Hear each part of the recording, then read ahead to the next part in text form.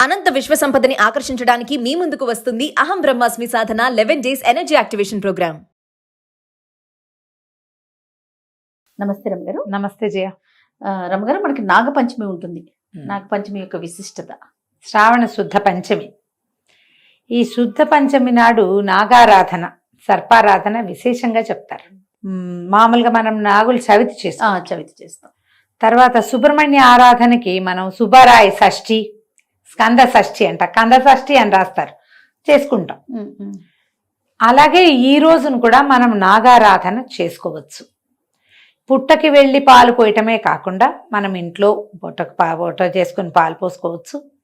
తర్వాత దేవాలయాల్లో ఈ జంట పాములు సుబ్రహ్మణ్య ప్రతిష్ఠ చేస్తారు, నాగప్రతిష్ఠ. ఆ నాగప్రతిష్ఠ చేసిన నాగులకి కూడా మనం పాలు పోసి నమస్కారం చేసుకోవచ్చు. ఇది విశేషమైన రోజుగా చెప్తారు. సర్ప పూజ ఈ మళ్ళీ ఎవరెవరికి అని అనంతుడు, వాసుకి ఇట్లా ఉన్నారు కదా నాగులు, మహానాగులు, వాళ్ళందరి పేర్లు చెప్పి కూడా చేసుకోవచ్చు.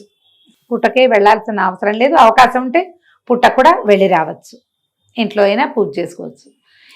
దీన్ని సుబ్రహ్మణ్య ఆరాధనగా కూడా తీసుకోవచ్చు. మనం సుబ్రహ్మణ్య అష్టకం చెప్తారు, అష్టకం చదువుకోవచ్చు. సర్పాలకి, నాగులకే ప్రత్యేకమైన నవనాగ స్తోత్రం అని ఒక ప్రత్యేక స్తోత్రం ఉంది, అది చేసుకోవచ్చు. ఉదంకుడు చేసినటువంటి నాగస్తుతి, ఉదంకుడు నాగస్తుతి అటు తెలుగులోను సంస్కృతంలోనూ ఉంది, వ్యాస భారతంలోనూ ఉంది, తెలుగు భారతంలో కూడా ఉంది. రెండు స్తోత్రాలు కూడా మంచివి. ఈ నాగారాధన ఏంటంటే ప్రముఖంగా సంతానం కోసం చెప్తారు. ఒక్కొక్కరికి ఒక రకమైన సర్పదోషాలు ఉంటాయి జయ. ఈ సర్పదోషాల్లో వీళ్ళకి ఏం చెప్తారంటే చెవిలో నుంచి చీము గారటం, చెవిలో పసు పట్టింది అంటే, పసు వస్తుంది, చెవిలో చీము పట్టింది అంటే 100% నాగదోషమే. మన పెద్దవాళ్ళు అలాగే చెప్తారు. నాగారాధన చేస్తే ఈ సమస్య తీరుతుందని చెప్తారు. ఒకటి, కలలో ఎప్పుడు పాములు కరుస్తున్నట్టు, వెంటబడుతున్నట్టు అట్లాంటిది ఏదైనా కనిపించినా కూడా, ఎప్పుడు తరచూ పాములు కనిపిస్తాయంటే నాగారాధన చేయాలి. ఫ్రాయిడ్ సిద్ధాంతం ప్రకారం తీరని కోరికలు పాముల రూపంలో కనపడతాయని చెప్తారు. మనవాళ్ళు ఏం చెప్తారంటే ఇది పూర్వ జన్మల నుంచి ఈ సంతానానికి సంబంధించిన శాపాలు ఏమైనా ఉంటే అవి సర్పాల రూపంలో మనకి దర్శనమిస్తాయని మన వాళ్ళ నమ్మకం. కొంతమందిని మనం ఆరాధన చేసిన తర్వాత కళలు పోయినాయి, చెవిలో చీమ్ తగ్గింది అని చెప్తారు. ఒళ్ళంతా పొడలుగా మచ్చలు వస్తాయి కొంతమందికి, వాళ్ళకు కూడా సర్పారాధన మంచిది. స్కిన్ ఇష్యూస్ వాళ్ళు సర్పారాధన చేయాలి. ఈ పుట్టమన్నుని తెచ్చి చెవికి పెట్టుకోమంటారు, అది చాలా విశేషమైన ఫలితం ఇస్తుందని, ఆరోగ్యానికి మంచిదని చెప్పబడుతుంది. దీనికి ఒక కథ కూడా, తమాషా చిన్న కథ ఒకటి చెప్తారు, నాగపంచమి కథ అని.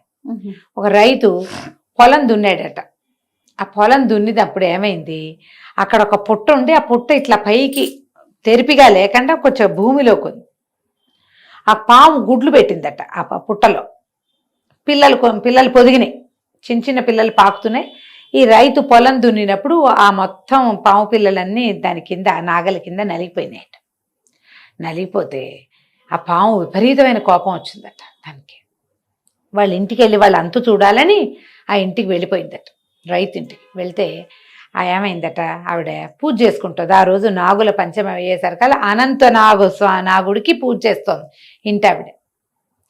వాళ్ళు బయటికి రాలా, లోపల తమ జాతి వాడే పెద్దవాడికి పూజ జరుగుతుంది కదా, సర్పం వేచి వేచి వేచి ఉందిట. తర్వాత లోపలికి వెళ్ళింది. పూజ అయిపోయాక వెళ్ళేసరికల్లా మొత్తం ఆహార పదార్థాలన్నీ స్వామివారికి నివేదన పెడతాం కదా, ఏం పెడతారు జనరల్గా, చిమ్మిరి, చలిమిడి, పాలు, టెంకాయ, పాలు, తేనె అవి నివేదన పెడితే సర్పం అవన్నీ తినేసిందట. తినేసరికి దాని ఆరాటం తగ్గింది, కొంత స్థిమితపడి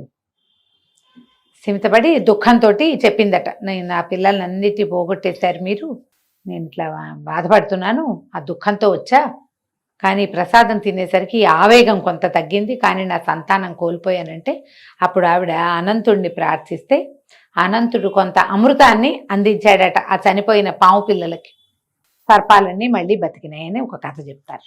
ఇదో కథ, ఎన్ని కథలు ఉన్నాయో. ఒక ఆవిడ ఎవరికో చెవిలోంచి పస్సు వచ్చేది, పాము వెన్నాడుతున్నట్టు కరుస్తున్నట్టు కలొచ్చేదట. చాలా సంపన్న గృహస్థులు, ఆవిడ చాలా మంచిది. నేనేనాడు ఏ దోషము చేయలేదు, నాకు ఇట్లాంటి కల వస్తోందని ఒక సాధువు వాళ్ళ ఇంటికి వచ్చినప్పుడు అడిగితే అమ్మా నీకు సర్పదోషం ఉంది, నాగపంచమి నాడు పాముకు పాలు పోయి పూజ చెయ్యి. మరి రావి చెట్టు కింద ఎక్కడైనా నాగప్రతిష్ఠ జరిగిన చోట, నాగప్రతిష్ఠకి రావి చెట్టు కింద ప్రాంతం మంచిది, అక్కడ నాగప్రతిష్ఠ చేయించు. ప్రతి పంచమికి నాగుని అభిషేకించు, నీ బాధలు తీరుతాయంటే ఆవిడ చెవి తగ్గిపోయిందట, ఇవి కూడా తగ్గిపోయినాయి. ఈ పంచమి నాడు విశేషంగా ఏంటంటే ఎక్కడైనా రావి చెట్టు కింద కనుక మనకి నాగప్రతిష్ఠ ఉంటే దాని ప్రదక్షిణ కనుక చేస్తే చర్మ సంబంధమైన వ్యాధులు, చెవికి సంబంధించిన అనారోగ్యాలు, సంతానానికి సంబంధించిన దోషాలు తొలగిపోతాయని చెప్తారు. వీటిలలో మీరు ఏది కుదిరితే అది చేసుకోవచ్చు. ఎక్కువ ఇవన్నీ చేయలేం. పంచమి నాడు దేవాలయానికి వెళ్ళండి. మీ ఇంటి చుట్టుపక్కల మీ ఏరియాలో ఉన్న శివాలయాల్లో సాధారణంగా ఉంటుంది, నాగప్రతిష్ఠ ఉంటుంది, సాధారణంగా రావి చెట్టు ఉంటుంది. చాలు, ఒక చిన్న గ్లాసెడు పాలు పట్టుకెళ్ళి ముందు పాలు పోయండి, తర్వాత నీళ్లు పోయండి, నమస్కారం చేసుకోండి. బెల్లం కానీ, చలిమిడి కానీ, చిమ్మిరి కానీ, అరటిపండు కానీ నివేదన పెట్టచ్చు. అన్నీ పెడితే మరి మంచిది, అధికసి అధికం ఫలం. ఇంత మాత్రమైనా నివేదన చేసి నమస్కారం చేసుకోండి. ఒకవేళ ఇంట్లో చేసుకుందామంటే పడగ, ఒక వెండి పడగని తీసుకొచ్చి కొనుక్కొచ్చి పట్టుకొట్టు తెచ్చుకోండి. ఇవి ఇంట్లో అట్టు పెట్టుకుంటే కాసిన ఆ పడగ మీద కొన్ని పాలు పోసి కొంచెం చెమ్మిలి, తర్వాత చలిమిడి, అరటిపళ్ళు ఇలాంటివన్నీ నివేదన చేసి నమస్కారం చేసుకుంటే మంచి ఫలితం లభిస్తుంది. ఇది స్కిన్ ఇష్యూస్కి, సంతానపు సమస్యలకి, సంతాన సాఫల్యానికి బాగా పనిచేస్తుంది. ఈ రోజు దానికి ముఖ్యమైనదన్నమాట. ఈ వయసు వాళ్ళు చేయొచ్చు, ఈ వయసు వాళ్ళు చేయకూడదు, మాకు పిల్లలు అక్కర్లేదు, ఇలాంటి భావాల్లోకి వెళ్ళకండి. ఆరోగ్యం అందరికీ కావాలి, సంతానం లేకపోతే కావాలి, ఉంటే వాళ్ళ భవిష్యత్తు కావాలి మనకి, అంతే కదా. ఎవరి కోసమైనా ఇది మంచిదే, చేసుకోవచ్చు చక్కగా. దేవాలయాలకు వెళ్తే మరీ మంచిది. అయితే ఈరోజు ఏం చేస్తారంటే సర్పానికి సంబంధించిన ఆరాధన ఎప్పుడైనా మనం చేస్తూ ఉంటే గనక ఈ రోజున కూరలు తరగకూడదు, ఏది తరగకూడదు, పొలం దున్నకూడదు. ఈ 2 నియమాలు. మీరు పూజ చేసుకునేటట్టయితే తరిగిన కూర తినద్దు, మీరు తరగద్దు. ఎందుకంటే ఇప్పుడు కూరలు అవి తరిగేటప్పుడు బెండకాయల్లోనో వంకాయల్లోనో చిన్న పురుగులు ఉంటే తరగబడతాయి, అవి కట్ అయిపోతాయి, అది మంచిది కాదు. అందుకని కూరలు తరగద్దు, తరిగిన కూర కూడా తినద్దు. ఇది నియమం. ఏముంది, పాలకూర తుంపి కూరలో వేసుకోవచ్చు, ఆలుగడ్డలు కుక్కర్లో పెట్టి ఉడికాక చక్కగా ఒలిచేసి చేసుకోవచ్చు, చామదుంపల కూర చేసుకోవచ్చు, పప్పు వండుకోవచ్చు, హాయిగా ముద్దపప్పు వండుకోవచ్చు. దాంట్లో ఒక ఆవకాయ మాత్రం నలుచుకోకూడదు, జ్ఞాపకం పెట్టుకోండి. తరుగుతాంగా ఆవకాయలు, ఆవకాయ ముక్కలు తరుగుతాం కదా, అలా కాకుండా ఏదైనా రోట్లో 2 టమాటాలు, పచ్చి టమాటాలు పచ్చడి చేసుకోవటము అట్లాంటివి ఏవైనా చేయొచ్చు. మీ ఏర్పాటు మీ వీలు వెంబడి చేసుకోండి.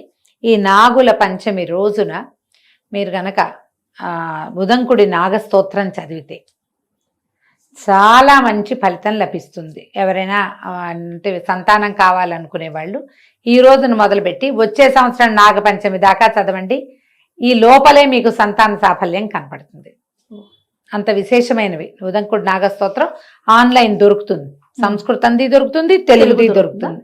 చక్కగా సంపాదించి చదువుకోండి, చేసుకోండి. రైట్. నమస్తే. నమస్తే జీ.